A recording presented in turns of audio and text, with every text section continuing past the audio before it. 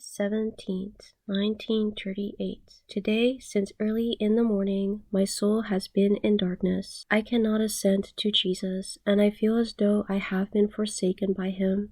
I will not turn to creatures for light, because I know that they will not enlighten me if Jesus wills to keep me in darkness. I submit myself to his holy will and suffer. Still, the struggle is becoming more and more desperate. During Vespers, I wanted to unite myself with the sisters through prayer. When I went, in my thoughts, to the chapel, my spirit was plunged into even greater darkness. Total discouragement came over me. Then I heard Satan's voice. See how contradictory everything is that Jesus gives to you. He tells you to found a convent, and then he gives you sickness. He tells you to set about establishing this feast of mercy, while the whole world does not at all want such a feast. Why do you pray for this feast? It is so inopportune. My soul remained silent and, by an act of will, continued to pray without entering into conversation with the spirit of darkness. Nevertheless, such an extraordinary disgust with life came over me that I had to make a great act of the will to consent to go on living. And again I heard the tempter's words. Ask for death for yourself. Tomorrow after Holy Communion, God will hear you, for he has heard you so many times before, and has given you that which you asked of him. I remained silent, and by an act of will I began to pray, or rather submitted myself to God, asking him interiorly not to abandon me at this moment. It was already 11 o'clock at night, and there was silence all around. The sisters were all asleep in their cells, and my soul alone was struggling with great exertion. The tempter went on, "Why should you bother about other souls? You ought to be praying only for yourself. As for sinners, they will be converted without your prayers. I see that you are suffering very much at this moment. I'm going to give you a piece of advice on which your happiness will depend. Never speak about God's mercy, and, in particular, do not encourage sinners to trust in God's mercy. Never speak about God's mercy, and, in particular, do not encourage sinners to trust in God's mercy, because they deserve a just punishment. Another very important thing, do not tell your confessors, and especially this extraordinary confessor and the priest in Vilnius, about what goes on in your soul. I know them, I know who they are, and so I want to put you on your guard against them. You see, to live as a good nun, it is sufficient to live like all the others. Why expose yourself to so many difficulties?" I remained silent, and by an act of will I dwelt in God, although a moan escaped from my heart. Finally the tempter went away, and I, exhausted, fell asleep immediately. In the morning, right after receiving Holy Communion, I went immediately to my cell, and falling on my knees, I renewed my act of submission in all things to the will of God.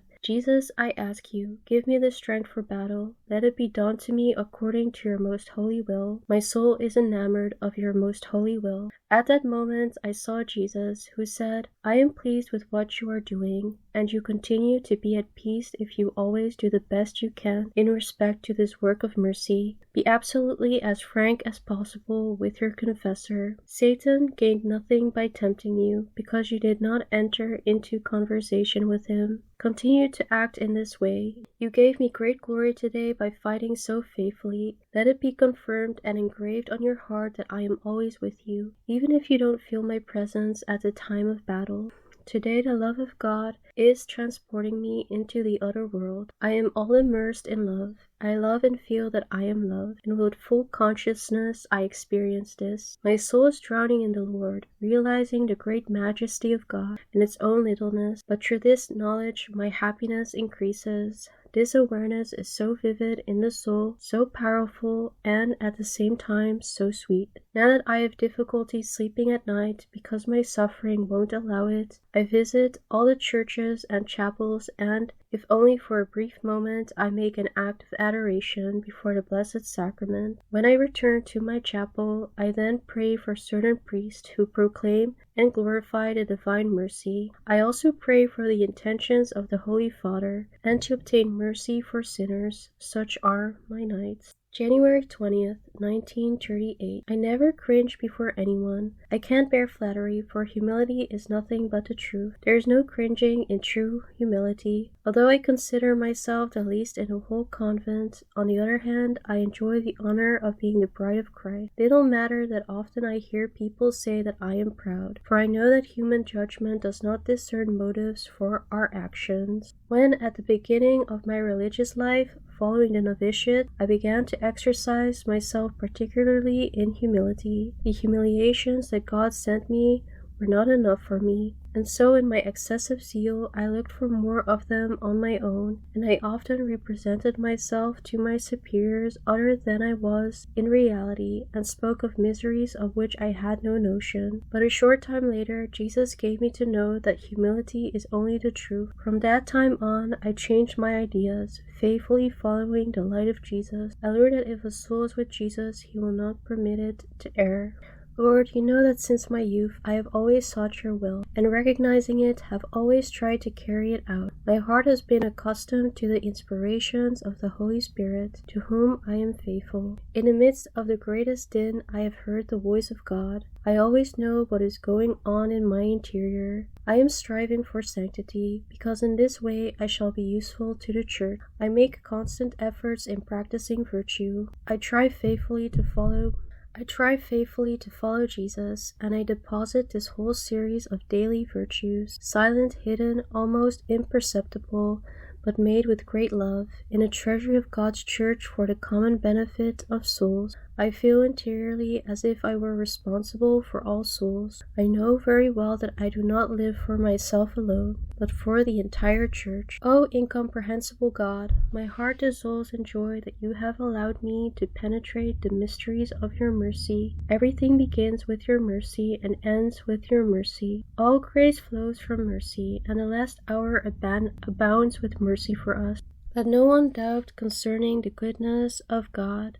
Even if a person's sins were as dark as night, God's mercy is stronger than our misery. One thing alone is necessary, that the sinner set ajar the door of his heart, be it ever so little, to let in a ray of God's merciful grace, and then God will do the rest. But poor is the soul who has shut the door on God's mercy. Even at the last hour, it was just such souls who plunged Jesus into deadly sorrow in the Garden of Olives. Indeed, it was from his most merciful heart that divine mercy flowed out. January 21st, 1938. Jesus, how truly dreadful it would be to suffer if it were not for you. But it is you, Jesus, stretched out on the cross, who give me strength, and are always close to the suffering soul. Creatures will abandon a person in his suffering, but you, O Lord, are faithful. It often happens when one is ill, as in the case of Job in the Old Testament, that as long as one can move about and work, everything is fine and dandy. But when God sends illness, somehow or other there are fewer friends about, but yet there are some. They still take interest in our suffering and all that. But if God sends a longer illness, even those faithful friends slowly begin to desert us. They visit us less frequently, and often their visits cause suffering. Instead of comforting us, they reproach us about certain things, which is an occasion of a good deal of suffering, and so the soul, like Job, is alone. But fortunately it is not alone, but because Jesus' host is with it. After having tasted the above sufferings and spent a whole night in bitterness, the next morning, when a chaplain, Father Theodore, brought me Holy Communion, I had to control myself by sheer effort of will, to keep from crying out at the top of my voice, "Welcome, my true and only friend." Holy Communion gives me strength to suffer and fight. I wish to speak of one more thing that I have experienced. When God gives neither death nor health, and when this lasts for many years, people become accustomed to this, and consider the person as not being ill. Then there begins a whole series of silent sufferings. Only God knows how many sacrifices the soul makes. One evening, when I was feeling so bad that I wondered how I would get back to my cell, I came across the sister assistant, Sister Seraphina, was asking one of the sisters of the first choir to go to the gate with a certain message. But when she saw me, she said to her, "No, sister, you need not go. Faustina will, because it is raining heavily." I answered, "All right," and went and carried out the order, but only God knows the whole of it. This is just one example among many. Sometimes it would seem that a sister of the second choir is made of stone, but she also is human and has heart and feelings. At such times, God Himself comes to our rescue, for otherwise the soul would not be able to bear these crosses of which I haven't even begun to write, nor do I intend to do so now. But when I feel the inspiration to do so, I will write about them.